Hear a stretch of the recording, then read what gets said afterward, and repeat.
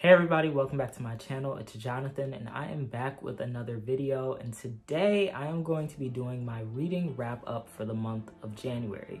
I did some really good reading to start off the year, and I think it was very safe, it was very calm, but I enjoyed a lot of the books that I read this month and was able to kind of make some connections between them, and it felt like a good start to the year, a very good start to the year. So if you're interested in seeing what I read during the month of January, keep watching and let's get right into it.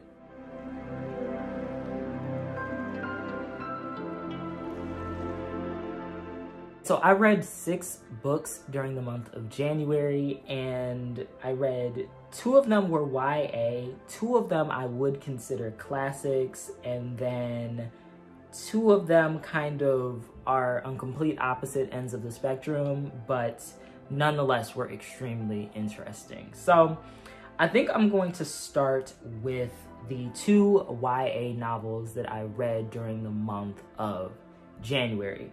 The first one that I read was Early Departures by Justin A. Reynolds, and this is my first time actually reading one of Justin Reynolds' books, and I've heard really good things about him as an author. He wrote a novel called Opposite of Always, which was his debut, which I've heard really good stuff about. But Early Departures, it wasn't exactly my favorite. I gave it 3 out of 5 stars on Goodreads, and first I'll kind of explain what it's about, and then I'll kind of go into what exactly I had issues with. So basically, this is a YA novel about 2 characters, Jamal and Quincy, and it's narrated by Jamal. So basically, Jamal and Quincy used to be friends, and they no longer are speaking due to him blaming Quincy for his parents' death. Both of Jamal's parents have died, and so he's kind of dealing with all of those emotions, and we learn later exactly why this whole situation went down. It's like you kind of get to that about halfway into the book, so I'm not going to spoil it, but Jamal and Quincy are at this party together, and Quincy drowns. And this literally happens within like the first chapter of the book. And so Quincy drowns, and the scene like breezes through them taking him to the hospital. We find out that Quincy has died, and that there is like this new technology that exists that offers people the opportunity to basically bring their loved ones back. So Quincy is going to be brought back to life. The catch to this is that Quincy only has a limited amount of time to live. Just how limited, you'll find out.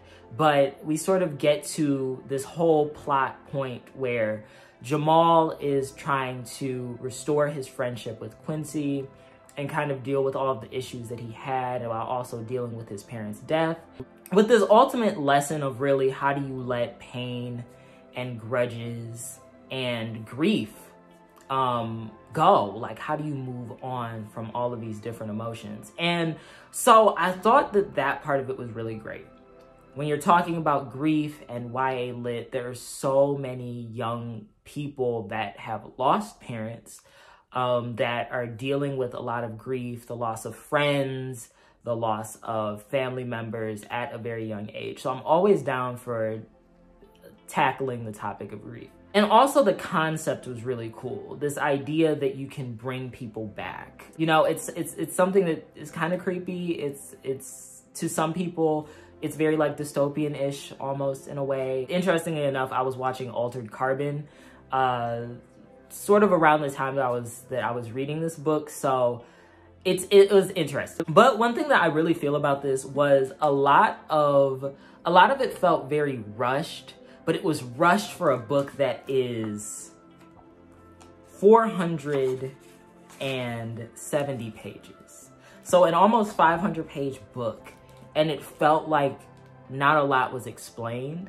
And so like you're going into a book with this super deep concept that's not explained much. And there are a lot of plot holes that feel like things that just don't make sense. Quincy's mother, she loses him, and when he comes back, when they bring him back, she kind of like doesn't hover over him. She like lets him just leave. And you would think that after a parent loses their child, especially since we find out that Quincy also lost his father to cancer. So you have a parent who has lost their husband and their son has just died, and she seems a little bit too calm at points for a parent that son has just died and been brought back. And like, I understand that Justin Reynolds really wanted to focus on the friendship, but it's, you know, the details just aren't adding up. And the romance, there was a bit of romance in this novel that I didn't really care for. But I do think that overall YA audiences probably will enjoy this book. It just feels a bit lackluster for being 470 pages. You know, I gave this 3 out of 5 stars. It wasn't bad, but it wasn't something that I was just like, this is amazing, you know, for what it kind of set up for. But I am going to check out some other books by Justin Reynolds, and hopefully I will enjoy Opposite of Always better than I enjoyed this. After I finished Early Departures, I read Groan by Tiffany D. Jackson. I did a full review of this book on my channel, so if you want to go check out that video, definitely go do so. I go kind of in depth and talk about the plot, and then like the overall conversation that this book covers, which is predators and people like R. Kelly and the story of R. Kelly and experiences that a lot of young Black girls have dealt with. So Groan, I really enjoyed it, so definitely go check out my review of this. So I read 2 novels that I definitely would consider classics for different reasons, but of course, Things Fall Apart by Chinua Achebe and The Great Gatsby by F. Scott Fitzgerald. So I gave Things Fall Apart a rating. I rated this 5 out of 5 stars. Sure, everybody has read excerpts from it in school because that's kind of like what it was for me. I had to read different sections of Things Fall Apart like throughout elementary and high school, but I never just read the full novel. And so I felt like it would be very appropriate for me to read this because I'm definitely trying to get through a lot of like the classics and reintroduce myself to a lot of these books that I read in like my early educational career. This book was great. It was really great. And I'm glad that I read it now because I think that I can appreciate it a lot more. Things Fall Apart follows Okonkwo. He is wealthy, he has a family, and it kind of really just talks about how patriarchy is basically killing all of us. You see this with Okonkwo and him constantly trying to be viewed as this strong, powerful patriarch, and just the way that it sort of leads to his demise. I thought that this was really, really great. It did not disappoint at all. Such a fascinating story. And I was really shook by the end of it. I could not believe, I honestly could not believe that that's how he chose to end this. It talks about colonialism. It talks about the way that colonists like destroyed a continent. It's a part of a trilogy. I had absolutely no idea that Things Fall Apart was a part of a trilogy, but I will be checking out the rest of Chinua Achebe's African trilogy because I know that it's going to be worth the read. So I'll keep everybody updated on my status working through this trilogy. And then I read The Great Gatsby. All right, so I'm just going to do a voiceover for this review just so that I can get it right. So I recall reading The Great Gatsby for the very first time when I was in high school for AP Lit, and I skimmed way through the book and honestly was not at all compelled by the story. It was just not what I was into reading at the time, but years later, I can sort of understand the hype. It has the drama, the infidelity, the glamorous parties, the wealth, and death. Of course, this book, written by a white man and published in 1925, has its flaws. I could definitely critique the way Black folks are presented the 2 times they were mentioned in the novel. I could critique the blatant anti-Semitism, the misogyny, etc. But at the end of the day, this story is considered a classic. And I think that close readings of the text and building discussions around the time period, Gatsby, and his dream are extremely important, especially when teaching this in a classroom. What I thought was amazing about this specific edition of The Great Gatsby was that Jesmyn Ward is the one who wrote the introduction. She said, "The idea most invisible to me as a young reader is that the very social class that embodied the dream Gatsby wanted for himself was predicated on exclusion." So that is where I think we need to take this novel in the year 2021. So that's kind of all I have to say about The Great Gatsby. So after I read The Great Gatsby, well, it was honestly while I was reading The Great Gatsby, I got this from the library, My Sister, the Serial Killer by Oyinkan Braithwaite. And y'all, this novel, so this, My Sister, the Serial Killer follows Korede. Korede is basically cleaning up all of her sister's messes. We find out literally very early on with, like, literally the first scene of this book is her sister calling her up to clean up a murder. We find out that Ayola, which is Korede's sister, we find out that Ayola basically has been killing men that she dates. And her sister is the one who cleans it up every single time. Now, there are just so many things that, so many questions that I have about this, because they keep dumping the bodies in the same place. And I'm just like, eventually y'all are gonna get caught and it's not gonna be good. But at this point, they have not gotten caught. But where the story kind of really shifts is when Ayola becomes interested in Tade. And Tade is Korede's, I wouldn't call him her boss, but he is a doctor who works at the hospital that she works at, and she has had a crush on him for the longest. She cooks him lunch. She sits in his office and just listens to him talk and just admires him.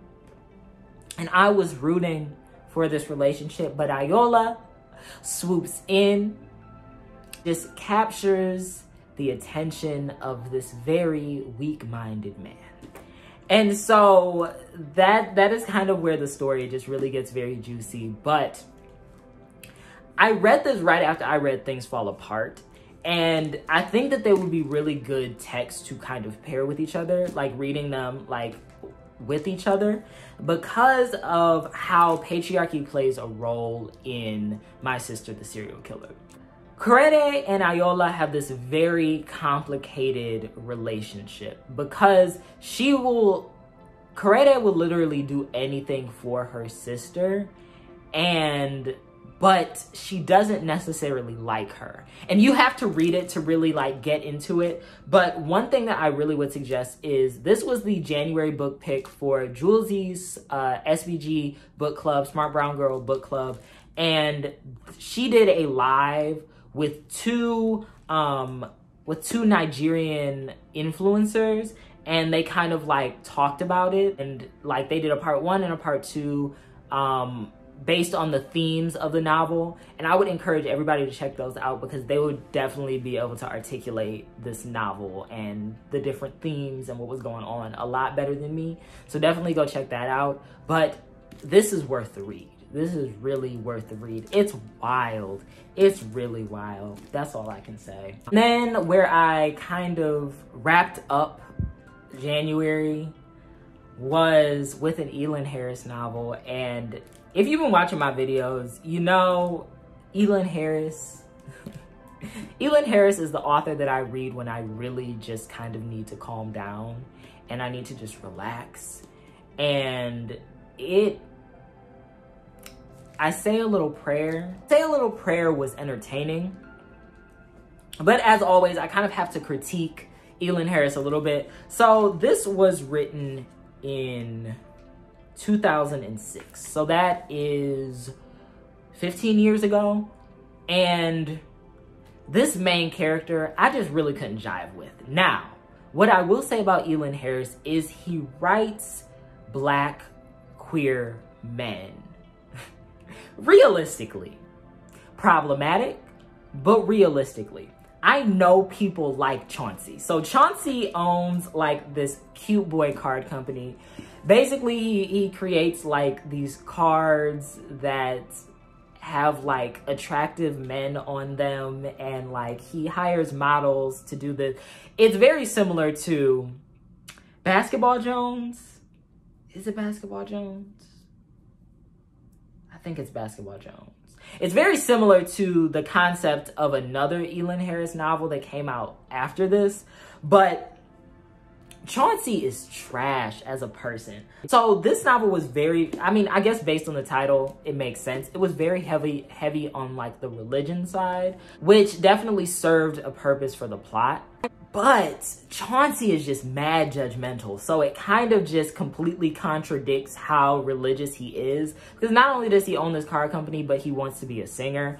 And it kind of just ties back to this guy that he was in a relationship with way back in the day. And you find out more details about that. But now Chauncey is like starting to sing in church. And then there's like this whole thing where this homophobic pastor is coming into town to preach at the church. And he's supposed to sing at this service. But everybody kind of bands together because they don't want this homophobic preacher to come into town. But what I will say about Chauncey, he's self-centered, he's misogynistic, he slut shames, he's colorist, and he really often makes extremely disparaging comments about gay men who he considers inferior to himself because of their femininity. And so I really enjoyed the drama of this one. It's just full of a lot of stuff that just didn't really age well. So if you have read a lot of Elin Harris, I need people to talk back to me and let me know. How have you reread any of his novels recently? And how do you feel about them? Because if you go on Goodreads, literally all of the reviews are from like 2007. And so, you know, it was a different time. It was a different time. But it was a fun read. It was a fun read to do like towards the end of the month when I just needed to kind of decompress. And so those are all of the books that I read during the month of January. It was kind of a fun month for reading, and I feel like I got a good start to my year with what I was reading, and I hope you saw something in this video that maybe you might want to read or that you have already read. Let me know your thoughts. What have you been reading lately? What did you read during the month of January? I hope you enjoyed this video, and I will see all of you back here in the next one. And always remember that you are loved.